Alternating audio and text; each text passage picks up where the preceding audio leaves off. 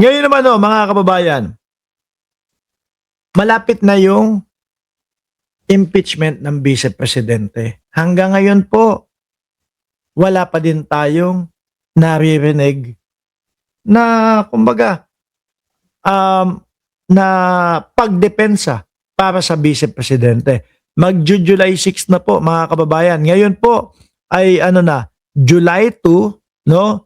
Ng alas 12:23. Ilang oras na lang po mag-a-address na. Ilang tulog na lang, 6 na ho mga kababayan. Tingin ko, no, kaya po merong mga parali na mga ganito, no? Merong mga pagpigil doon sa mga impeachment na ang sinasabi lagi nung kampo ng Vice Presidente ay sa Senado na lang daw po nila ipapaliwanag. Pero kapag ka naman yung mga naririnig natin yung mga balita, ang naririnig naman ho natin mga kababayan is nagsusumbong sila doon sa Supreme Court na wag daw pong maituloy o wag nang ituloy yung pong impeachment sa Vice Presidente. Nung binalikan ko tong mga ito, naalala niyo po ba mga kababayan, nung sila Zulaika, pinapasagot po. Alam ko patungkol doon sa mga confidential funds, kung paano lumalabas yung mga confidential funds.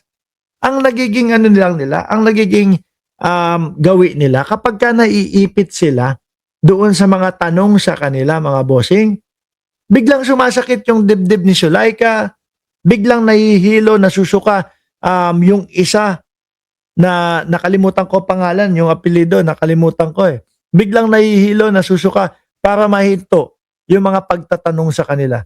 Sabi ko, baka talagang simulat sa pool pa lang, wala na silang depensa. Di ba? At dito nga din po, mga bossing, nag-ugat yung talagang sinasabing pagbabanta sa buhay ng presidente, asawa ng presidente, at pinsan ng Pangulo. Isa pa yon. Nadagdag pa. No? Nadagdag pa sa isipin.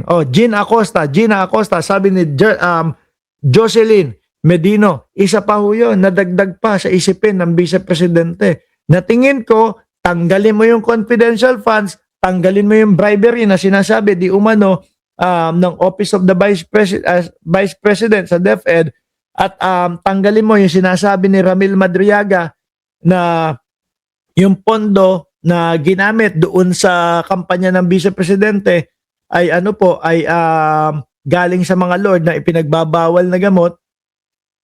Ito lang po yung maiwan mga kababayan yung pagbabanta sa buhay ng Pangulo, asawa ng Pangulo at pinsan ng Pangulo. Tingin ko talagang sabit na po talaga Hanggang ngayon wala silang dyan. Wala silang maidepensa dyan. Pinatawag sila sa NBI, hindi sumisipot. Hindi pumupunta. Sinasabi nila, wala naman daw. Ay hindi, ito may sinabi silang huli. Ang sabi nilang huli, ang sinasabi nila, ang depensa nila ay freedom of speech daw po yun. So kapag ka sinabi ko, pagka may nangyari sa akin bilang vlogger, no?